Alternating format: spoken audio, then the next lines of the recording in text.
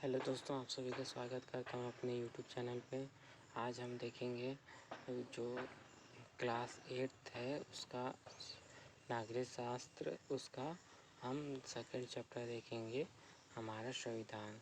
हमने इतिहास में पढ़ा है कि किस प्रकार अंग्रेजी शासन के विरोध में स्वराज की मांग को लेकर सभी भारतीय एकजुट हो गए और सभी ने साथ मिलकर स्वतंत्रता की लड़ाई लड़ी, जिसे हम स्वतंत्रता आंदोलन के नाम से जानते हैं। स्वतंत्रता आंदोलन में भारत के अलग अलग परिवेशों के लोग शामिल थे। वे एक साथ जेल गए और उन्होंने अलग अलग तरीके से अंग्रेज़ों का विरोध किया। ठीक है दोस्तों, ये चीज़ हम जानते हैं कि पहले अंग्रेज़ों ने बहुत सारे जुल्म किए, बहुत सारे अत्याचार किए, फिर उसके बाद सभी भारतीयों ने एक साथ मिलकर स्वतंत्रता की लड़ाई और जिसे हम स्वतंत्रता आंदोलन के नाम से जानते हैं।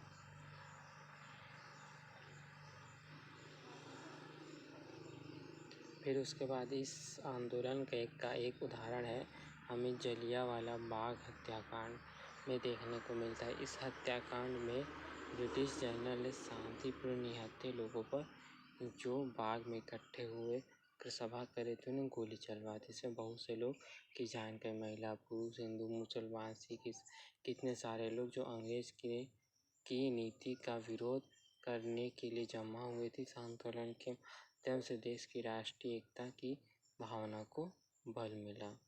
फिर जलियांवाला बाग हत्याकांड में दोस्तों क्या होता है, एक जगह में बहुत सारे लोग इकट्ठे हुए थे, उस पे निहत्थे लोगों पे बंदूक चलवा दिया और बहुत सारे लोग मर गए।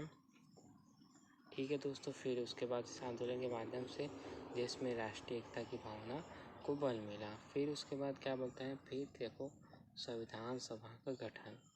जब भारत में अंग्रेज थे तब विभिन्न धर्म, भाषा और क्षेत्र की महिला और पुरुषों ने अंग्रेजों के खिलाफ मिलकर लड़ाई लड़ी। वे चाहते थे कि भारत एक स्वतंत्र देश बने। आज़ादी की इस लड़ाई के साथ साथ लोग एक और सवाल से जूझ रहे थे, अंग्रेज के जाने के बाद देश का शासन कैसा होगा। ठीक है दोस्तों, जब भारत में अंग्रेज थे तो बहुत सारे विभिन्न जाति, महिला, पुरुष सबके लोग अंग्रेजों के खिलाफ लड़ रहे थे। वे चाहते थे कि भारत एक स्वतंत्र देश बने और जब भारत एक स्वतंत्र देश बन जाएगा तो भारत कैसे चलेगा, कैसे उनका शासन होगा। ठीक है दोस्तों,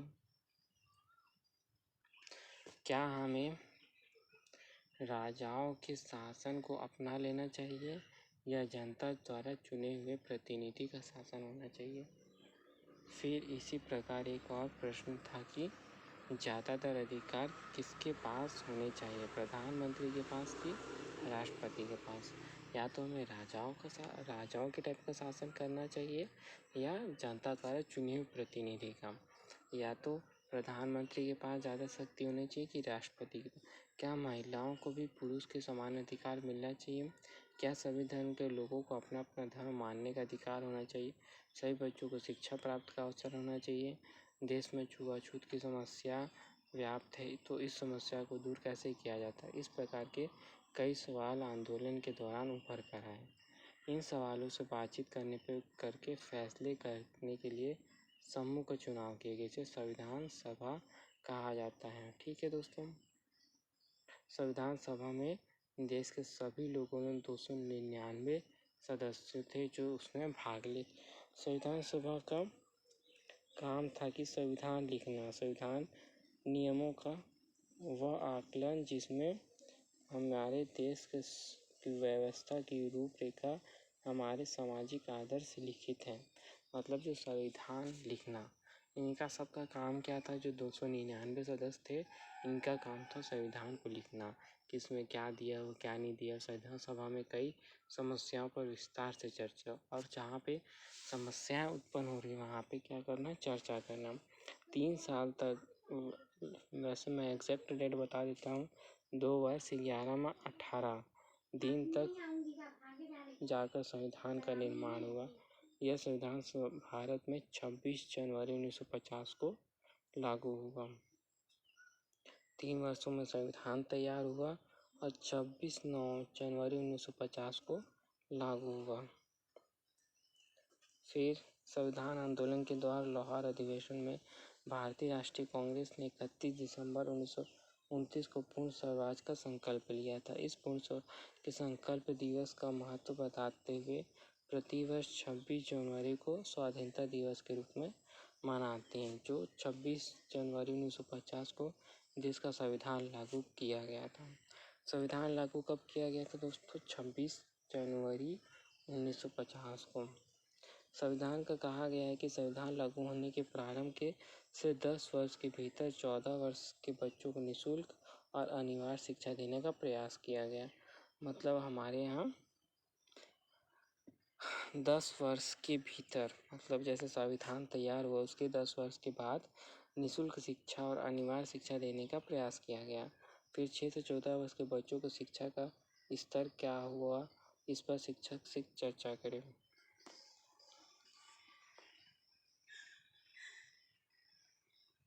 अब दोस्तों देखो, जो 6 से 14 वर्ष के बच्चों को निःशुल्क शिक्षा का अधिकार है वो आज भी दिया जाता है कि इन्हें